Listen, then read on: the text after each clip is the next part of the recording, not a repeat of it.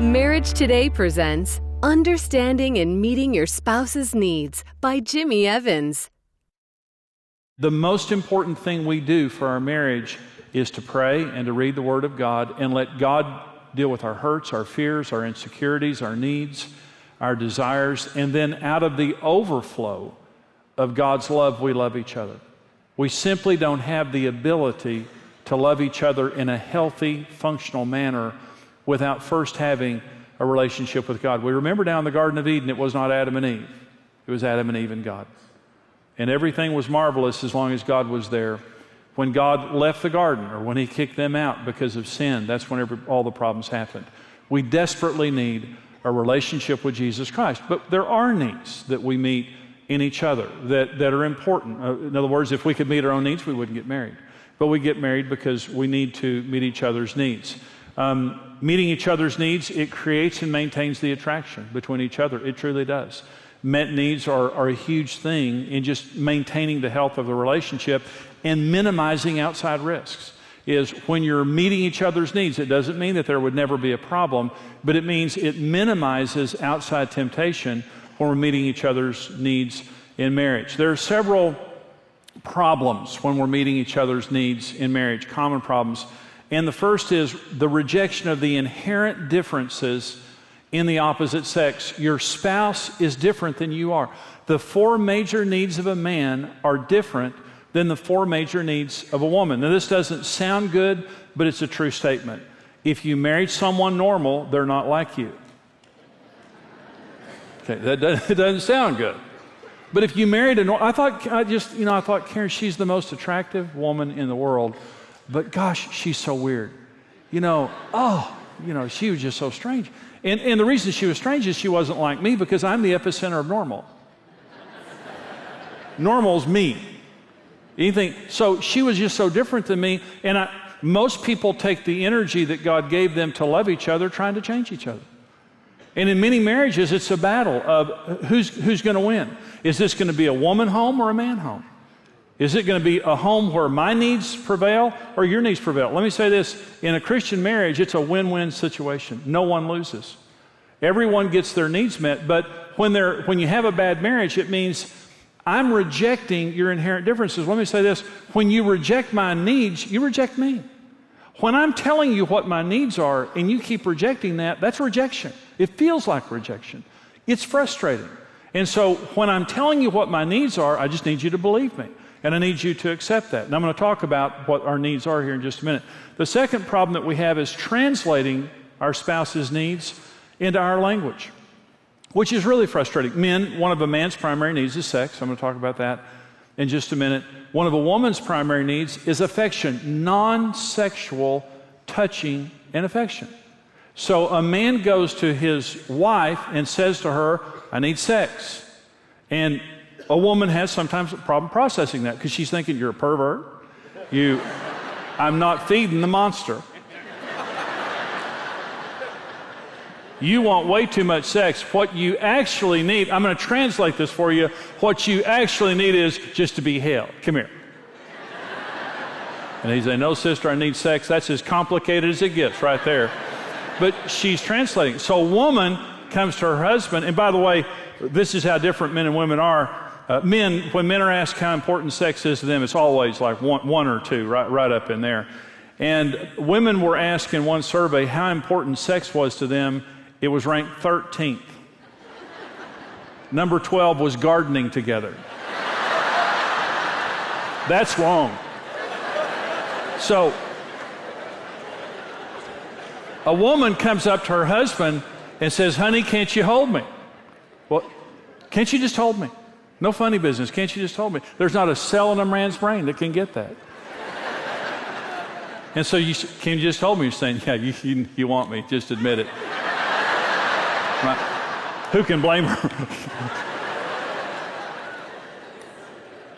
So what we do is we tell each other what our needs are, but we just translate it, and it's just frustrating. No, that's not what I need. I need what I said I needed. But because we reject the fact that we're different, we can't talk without translating it and then trying to meet your need in my way, which just ends up with more frustration. Another problem that we have is selfishness, just being selfish. The greatest marriage is two servants in love. Now, let me say this. The worst marriages are two masters in love. Okay. Two servants in love is a phenomenal marriage. I like this picture of heaven and hell. It's not biblically accurate, but I like it anyway. I heard someone tell this story one time, the picture of heaven and hell. In heaven, there's this banquet table, and it's just phenomenal. The angels are waiting on you. It's just this incredible food in heaven, and God is there. And everyone has utensils strapped to their arms that they can't take off. And these utensils are so long that you can scoop the food and serve somebody else, but you can't serve yourself. It's too long to feed yourself. Hell is the same way. Hell is this wonderful banquet table. God isn't there, but it's a wonderful banquet table. And they're all sitting in hell, and they have the same utensils on and the same incredible food in front of them. But the difference between heaven and hell is, in heaven, everyone is sitting, helping each other eat and serving each other. But in hell, they're so selfish, they starve to death without serving each other. The food is there, but they're just all so selfish that they won't help each other out. And they can't. Listen, if we could meet our own needs, we wouldn't get married. If I could take the utensils and somehow feed myself, I wouldn't have a need for Karen, and she wouldn't have a need for me. The greatest marriages, and see, you have what it takes to meet each other's needs. All the banquet is set before you every single day. And the heaven marriages are the marriages where we're just sitting here all day long loving each other and meeting each other's needs in your language, not in my language. I'm doing for you what you need me to do, what you couldn't do for yourself. And you're doing the same thing. It's two servants in love feeding each other. The worst marriages are the hell marriages where we're both so selfish, or one of us is so selfish, where I'm just going to sit there and watch you suffer, but I'm not going to serve you. We have to serve each other in order to have the kind of marriage. You have what it takes. But let me say this. You know you have what it takes because you fell in love. And the way you fell in love was feeding each other. Every couple falls in love the same way. And that is being sensitive to each other, being sacrificial and servant-hearted, and you fell in love. We get into bad habits sometimes when we're married, and sometimes we just don't understand the differences in our spouse. So let me talk about the four major needs of men and women and how to meet those needs. Now I'm going to begin with men, but ladies, be patient with me because I'm going to get to your needs here in just a minute. Four needs of a man and how to meet them. Number one need of a man is honor and respect. This is our mega need. Women have a mega need and men have a mega need. This is our mega need. And when the Bible says in Ephesians 5:22, wives submit your husbands as to the Lord, in verse 33 it says you respect your husband. Men and women are total equals. The verse before that says submit to one another in the fear of Christ. So I don't believe in a concept of submission. Women should submit because they're not as equal, or something like that. Men and women are completely equals. What is being tried to, what Paul is saying here is respect your husband like you would the Lord. Not the way your mother did your father. Not the way you see on television. Not the way your friends do their husbands. How would you respond to Jesus Christ? If you were in a relationship with Jesus and you were responding to Him, that's the standard the Bible gives for women, because men have a need for respect and honor. It's our biggest need.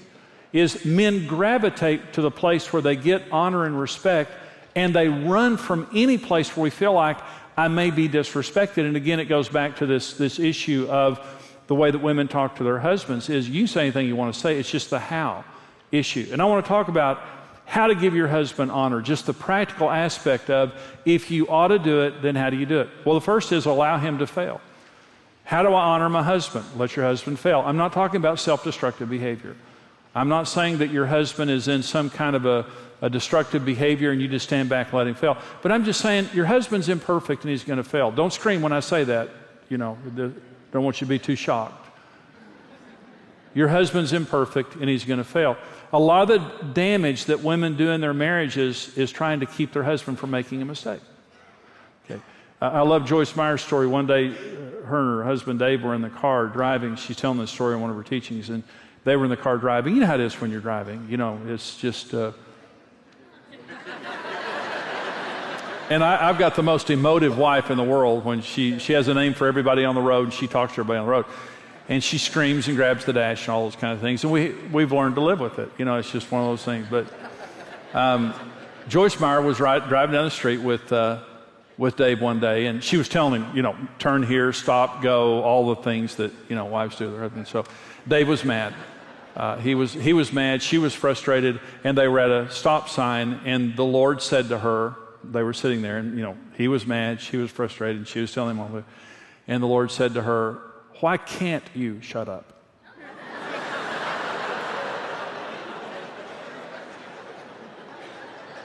I'm going to milk that for just a minute longer. In other words, just let him go his own way. Let him make a wrong turn. Let him get lost. And by the way, men don't get lost. We're just, it's an adventure. And we don't need some stinking person telling us what to do. But let him make a mistake. You don't have to correct him for everything. That's not your role, is to correct your husband for everything. Just let him make a mistake. And you support him. And in other words, I'm not talking about self-destructive behavior. The second thing is confront your husband, but let God be the enforcer. You're his equal. You can say anything that you want to say, but the question is, who's the enforcer? You go to your husband and say, honey, I don't agree with that. I think that's wrong. I don't think we ought to be doing that. And your husband says, and he does it anyway. Get in your prayer closet and ask God to get him. You know, that's what my wife does. She has a relationship with Jesus. Let me say, if you're telling the truth, God is on your side, and he can change your husband, and it won't drive your husband away from you. Okay? If you're wrong, he would correct you. There's not much of a chance that you're wrong. But there's a chance. There's a chance. So, you tell your husband, honey, I'm not the enforcer. The Holy Spirit is the enforcer. And men need to do the same thing. Otherwise, you do nag, and you get into a fear mode, not a faith mode. 1 Peter 3 talks about women can change their husbands without a word as they observe your chaste and respectful behavior. And it says that a gentle and quiet spirit is precious in God's sight. And listen, gentle and quiet is not a mousy little beaten down woman, because I know some of you have very strong personalities and you're offended by that, and I don't blame you, okay? Gentle and quiet is the opposite of rough and loud. And the reason that you become aggressive is because of fear, typically. My husband's going to make a mistake, and I've got to stop him. No, you need to say what you need to say, and you need to trust God to change your husband. Again, if it's destructive behavior, call somebody in. I'm not saying stand back and watch your husband self-destruct. The next thing is honor him where you want him to be, not where he is. Honor him. This is what Karen did for me. Proverbs 31 talks about the excellent wife, and it says her husband is an elder in the gates of the city. It attributes it to her, not him. Her husband is an elder in the gates of the city because of her. In other words, her husband probably wasn't acting like an elder in the gates of the city, but she treated him as though he were an elder in the gates of the city, and he became according to her level of honor. Listen, men become in an atmosphere of honor. Men will do anything for honor. We're crazy for honor. And so when a wife is honoring her husband beyond where he is, undeserved honor, in other words, speaking destiny into your husband, beyond what he's doing right now, what do you see in your husband? What did you see in him when you were dating him? And you honor him at that level. He rises to that level of honor. And the number 4 is cover his faults and focus on his strengths. The devil is the accuser of the brethren. And he's always accusing, constantly accusing. And what the devil wants us to do is constantly think about the worst qualities in our spouse. What God wants to do is us to constantly think about the best qualities in our spouse. This is men and women both. And when the devil has had his way, our minds become negative in fault finding, and all we do is see the wrong thing. You know, on any given day, you can wake up and write down all the bad things about your life, but on any given day, the good things about our lives far outweigh the bad things. But we have a tendency to take the good things for granted and focus on the bad things. That's why praise is such a critical discipline between us and God. Praise and thanksgiving means when I wake up, God, we enter into his gates with thanksgiving and enter into his courts with praise. God never lets a negative person into his presence. And praise and thanksgiving means doesn't mean I don't want more, and it doesn't mean I don't have problems. It means I'm constantly aware of the goodness of God in my life. And upon that foundation, I ask for everything else that I want. God's like any parent. If you had a child that came to you and said, well, you're not very good parents. You're sure not as good as Billy's parents. Billy's got stuff I've never even dreamed of having. And if you want to work your way out of it, let me just tell you, there's a new Xbox out. If you buy it for me, I'll stop griping. Well, every parent's going to run to the store and buy something for that child. Of course you're not. You want a child that comes and says, Mother and Father, you're just incredible. Let me just say that right off the bat. I mean, you're just incredible parents, and thank you for the breath that's in my lungs, by the way. And I've got a little thing to ask of you. And your child comes, you do anything for that child, a thankful child. God's the same way. Men want a thankful wife. I think you're a good man. I'm thankful that I married you. You're a leader. I see it in you. I believe in you. That's what men want to hear. Focus on his strengths. And when I say cover his faults, again, I'm not saying that you enable a destructive husband. I'm just saying every man's imperfect. Don't tell other people what he's doing wrong. Don't focus on it. Don't let it be the highlight of your life.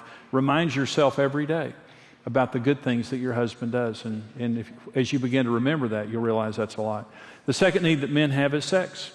And so men are typically, 20% of women are more sexual than their husbands, but most men are more sexual than their wives.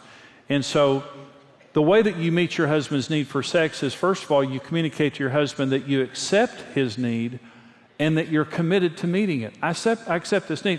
And again, I want to say, when I did pre-marriage counseling for a long time, getting couples ready to be married, and regardless of how much I told the young brides about their husband's need for sex, typically 6 months into the marriage, they're convinced they married a pervert, and all he thinks about is sex. And typically what women do is they sometimes try to shame their husbands out of it. Like, again?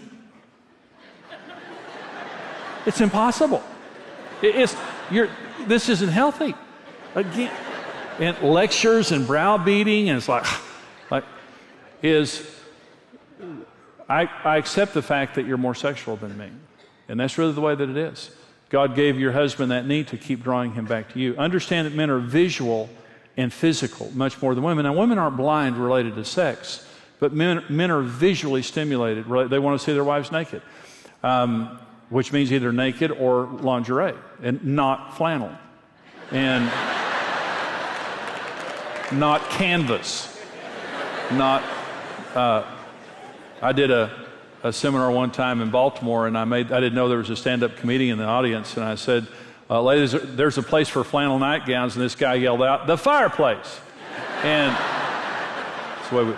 so men don't need non-sexual touching. We want sexual touching, and we want to see our wives' bodies, and many women don't feel good about their bodies. And this is just, no man should ever compare his wife's body to any other woman. I married the most beautiful woman on the earth, period. When she's 99 years old, she will be the most beautiful woman on the earth, period. And I will never compare her to another woman, period. I will not compare my wife's body to anyone who has not paid the price to bear my children. And so,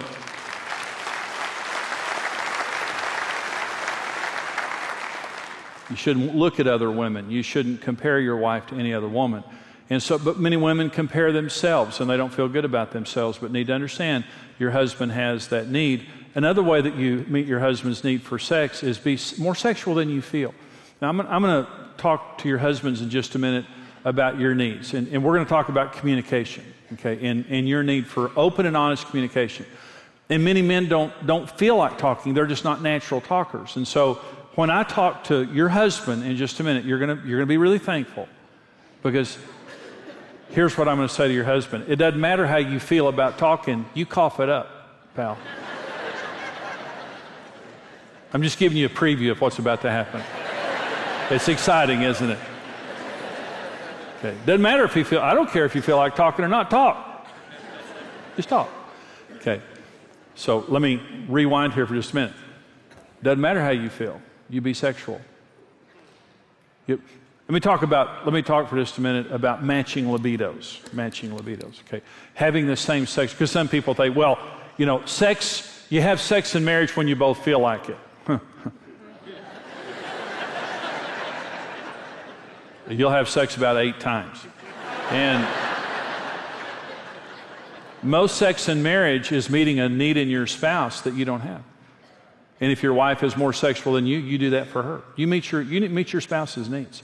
Otherwise, you just leave them to their needs being unmet, which is a very bad thing. Be more sexual than you feel, and be energetic and creative in meeting your husband's need. Very important. Fun and friendship is another need that men have. We want to be fun. We want to be friends with our wives. I want Karen to be my friend. I don't want to be mothered.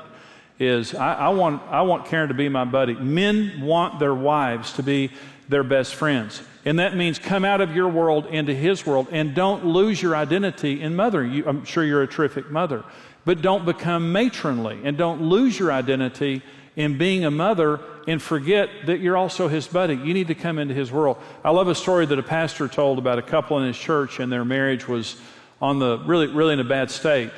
And this woman went hunting with her husband one day. She knew that he loved to deer hunt, and she said, "Honey, I want to go deer hunting with you."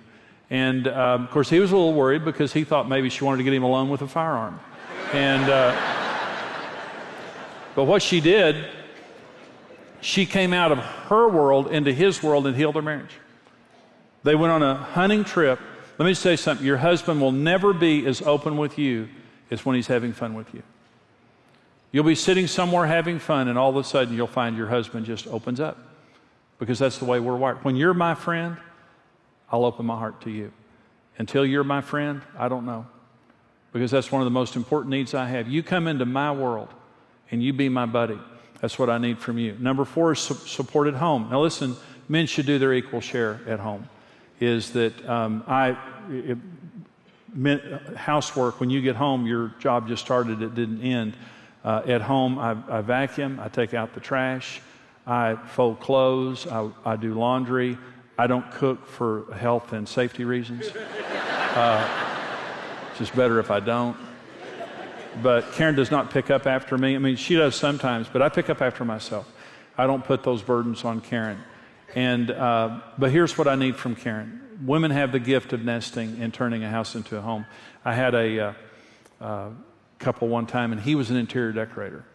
And he would come home, and she had nested. You know, she had the home, and he would redo it. And they were in for counseling. She was mad. Oh, she was mad. And she said, "Now, I like to do my house, and when he comes home, he redoes it." And he said, "But it's technically incorrect." And I said, "You're technically about to get killed." And so women are happiest when they're domestically centered, even if you work outside the home. Focus on nesting. Focus on making your home into a place that your husband can come home to. Those are our needs.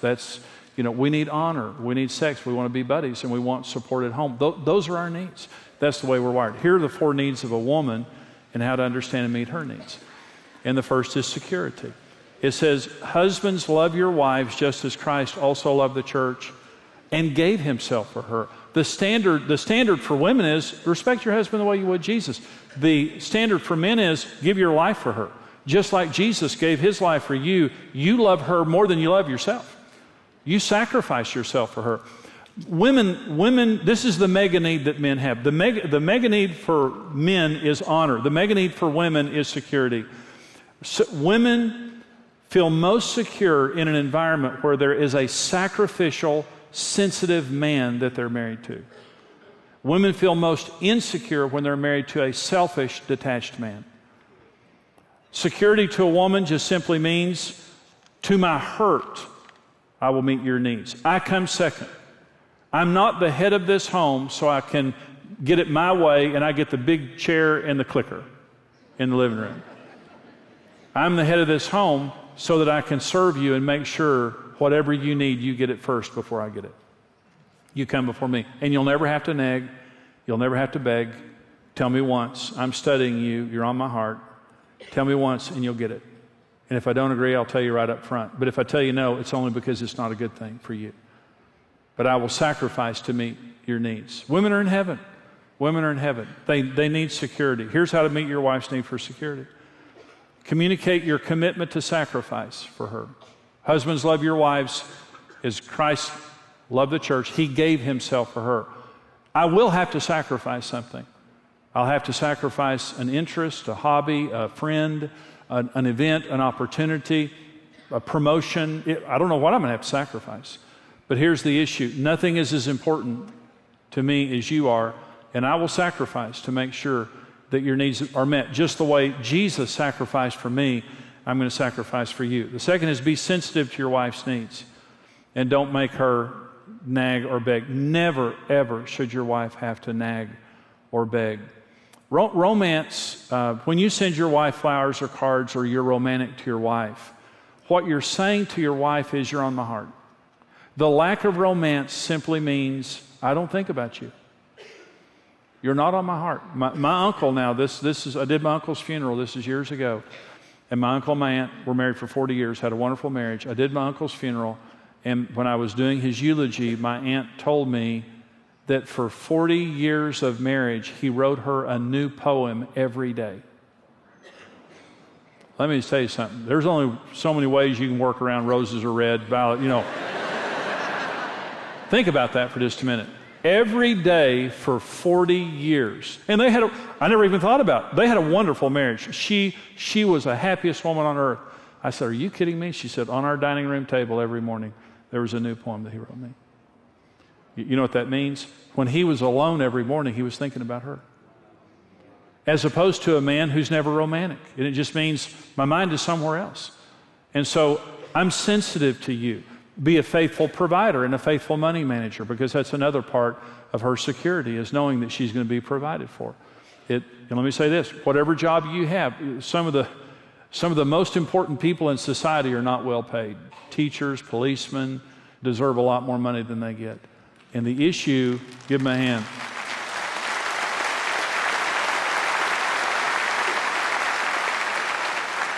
And the issue isn't the size of the paycheck. The issue is the size of the commitment, which just simply means I'm going to provide for this home, and I'm going to make sure that I lead in the financial management of the home. And I'll talk about that more in just a minute. Number 2 need for a woman is soft, non-sexual affection.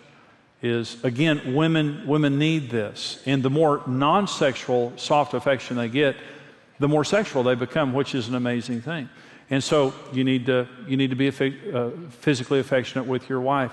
You need to listen to her when she's telling you she wants to be held, and be patient and gentle. And what it communicates to her is she's more to you than just a sex object. That, again, you're connected on a higher level than just sex. And to her, that's connection. When you're holding her hand, your arm is around her. I had one couple that he only touched her sexually. And she said, outside the bedroom, he's never touched me. You know, he never held my hand, never put his arm around me. And there was a tremendous amount of anger and frustration there. I grew up with I have 2 older brothers, Damien and Lucifer. And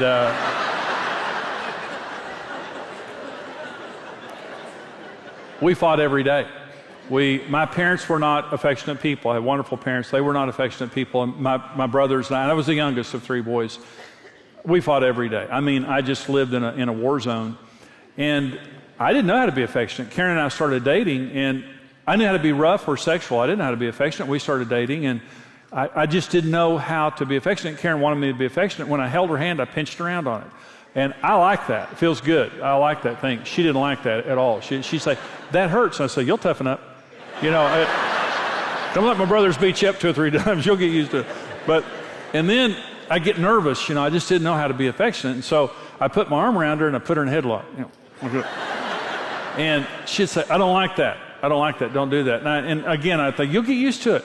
Well, she never got used to it. So we were married, and she was sitting across the room one day folding clothes, and the Lord just impressed on me, walk over and put your arm around her, and just nothing beyond that. Just put your arm around her. Well, I'd never done that before. I mean, boy, I was so nervous, you know. So she's over there folding clothes. We're sitting in the room. So I start walking across the room, and I'm going to be affectionate. And she sees me coming. You know, it's like pervert alert. You know, incoming. But so I sat down next to her, put my arm around her, you know, and just kind of patted her there for just a minute. And of course, she knew something. You know, either wrestling, sex, or a combination of the two were impending at that moment. But I didn't. And I just kind of patted her there for a minute, and then I got up and walked across the room. She said, well, what did you do? I said, well, I'm being affectionate. She said, I like that. I thought, well, now I've spoiled her. And so we got in the car one day, and I said, let me hold your hand. I was getting better at being affectionate. I said, let me hold your hand. She said, no, because she didn't trust me, because I pinched her around. I said, let me hold your hand. And she said, no. And I said, let me hold your hand. She said, it just healed up. But I remember I held her hand and I didn't pinch it. And I just thought, that's, phenomenal. And so I learned to be affectionate with Karen, and it changed everything. I mean, and that's normal for me. I mean, I love it. But your wife needs non-sexual touching and affection. And some men would say, well, that's just not the way that I am. Doesn't matter. You need to change. You need to meet her need. It wasn't natural for me. I wasn't raised in that kind of a family, and it's not a need that I have. It's not a need that I have, but it's a need that she had. And so when I changed, it changed our marriage. It was tremendously important to her. Number 3 need that women have is open and honest communication. Is women don't want headlines. They don't want grunts and groans. They don't want to hear nothing. Who'd you see today? No one. What'd you do? Nothing. I drove to work, stood in front of a blank wall and told everybody to be quiet. And I drove directly home. I have spoken to no one today. Is when your wife, she wants this, again, this is how she connects to your world, is through communication. And to your heart. And so when your wife says to you, what did you do today? Here's the answer she wants. You want to say, I didn't do much. No, I saw Bob. And Bob is the same as Bob has always been. Okay. She says, how was your day? Here's what she wants to hear. 6:32 a.m. I came into consciousness.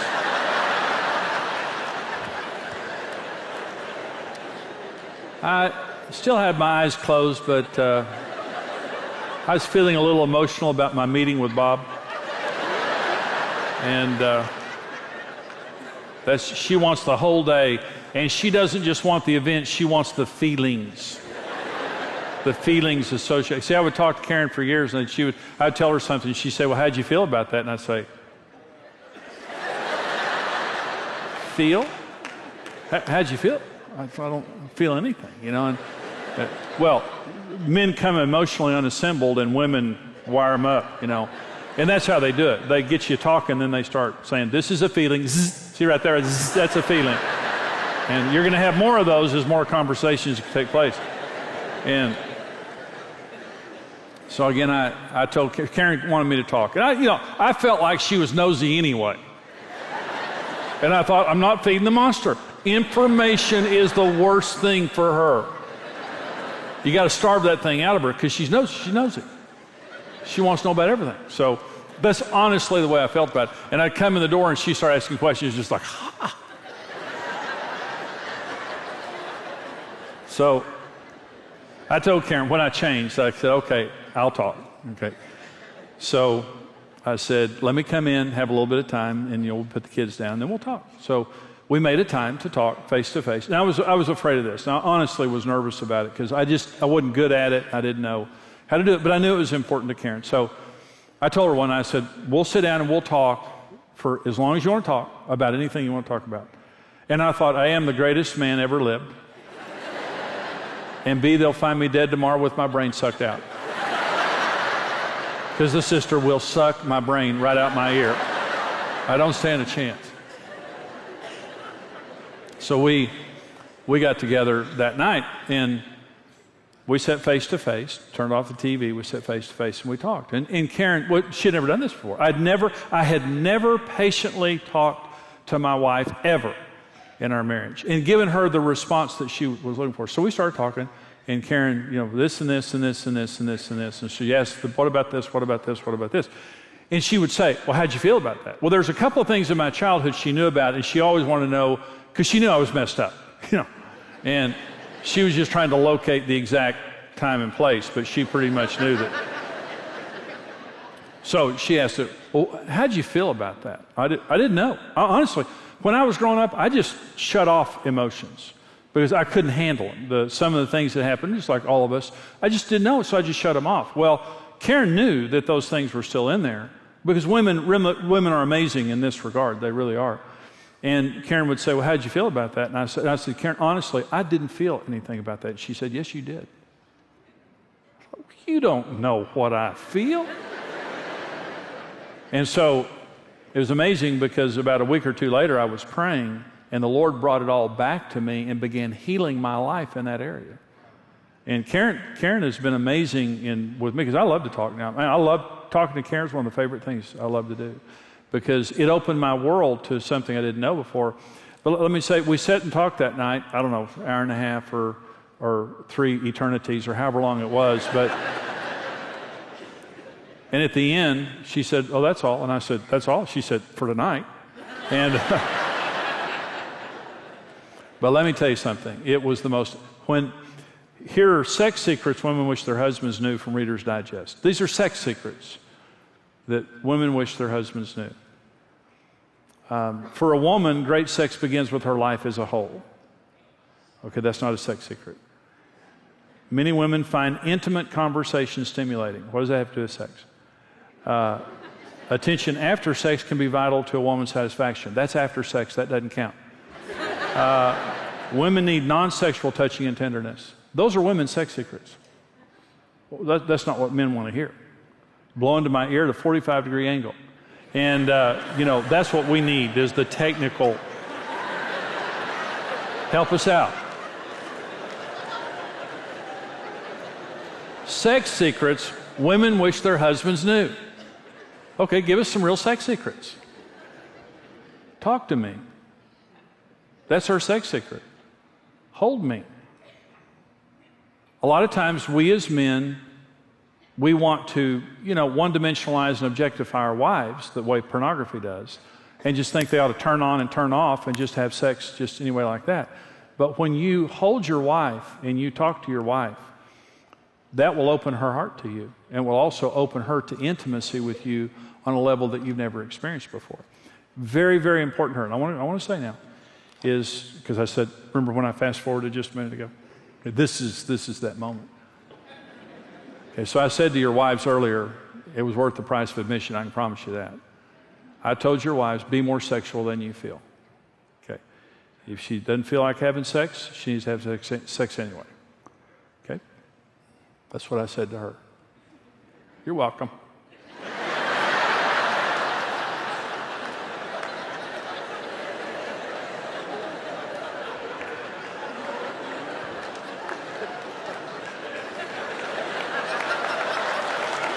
Yeah. Okay, now, here's what I'm going to say to you. Who cares if you feel like talking?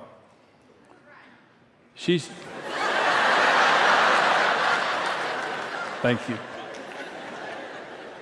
Your wife should meet your sexual needs because she has the gift of sex. She probably won't want it as often as you do, but your wife needs for you to talk. And you say, well, I'm just not as verbal as she is. Yeah, you are. It's just an attitude. You can talk as much as you want to talk. If you're with your friends at a basketball game, you talk their ear off. You talk her ear off. You tell her what she wants to know with a good attitude. And you open your heart up to her. She deserves that. It's the way she connects to your world. We don't meet each other's needs based on our needs or our desires. We meet each other's needs based on their needs in a commitment that we're going to do that for the rest of our lives. You meet each other's needs. Women, be more sexual than you feel. Men, be more conversational than you feel. And you'll have a happy marriage. I'm almost done. Last need of a woman is leadership. Women don't want to be dominated. They want to be treated as equals. But they want their husband to be the loving initiator of the home in 4 important areas: the children, romance, finances, and spiritual matters. They want you to be the loving initiator of the home. Now you say, well, I have more of a passive personality. Especially, you need to stand up and just be the initiator. It means you begin the conversation. about your children. You begin the conversations about discipline. You begin the conversations about budgeting. You begin the conversations about church and spirituality and prayer and things like that. Again, she wants to be an equal partner. She doesn't want to be dominated. And if you have a naturally strong kind of a dominant personality, you got to ratchet that down. You got to slow down. You have to make a decision that you're not going to make decisions without her, and you're not going to drag her or push her in the process. That you're going to treat her as an equal partner in everything that goes on, but you are going to be the initiator. Women love to be in a relationship with a man who is the loving initiator. They don't like it when they're being dominated, and they don't like it when their husband's passive and won't lead. I had a problem in that area because I was dominant, and it really hurt our relationship. But everything that Karen and I do now is we do as equals. And I will not make her pay a price for being honest, but I am the initiator of our home. Now listen, Jesus is the only one that can meet your deepest needs. But once Jesus has met your deepest needs, there are important needs that you have that you need to be meeting in each other's lives. For men, it's honor, sex. They want to be friends with their wives. They want to have domestic support. For women, they want to feel secure. They want to be held and to have physical, soft, non-sexual affection. They want to be talked to in an open, in a patient manner. And they want their husband to be the loving initiator of the home. This is heaven. This is the heaven marriage. You've got the banquet set before you, and you've got utensils on your hands that are too long to serve yourself because you can't meet your own needs. But if you'll be a servant to each other, even when your needs are not getting met, you serve your spouse and you love your spouse. You be committed to the marriage. If you'll serve each other, you can have the marriage of your dreams. This concludes Session 3.